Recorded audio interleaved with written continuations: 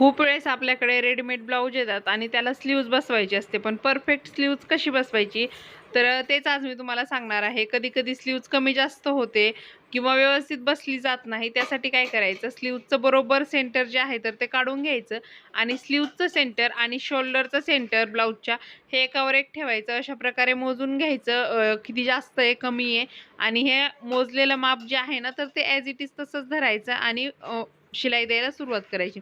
आता शिलाई देताना एकदम पहिल्यांदा काठावरती नाही द्यायची. रेडीमेड ब्लाऊजला पाइपिंग असते आणि त्या पाइपिंगच्या आधी एक दाब शिलाई असते. तर सुरुवातीला शिलाई देताना बरोबर अर्धा इंच आत कापड घेऊन स्लीव्हचं बरोबर त्या दाब शिलाईमध्ये कापड गुंतलं पाहिजे. अशा प्रकारे ही शिलाई तुम्हाला देऊन घ्यायची आहे.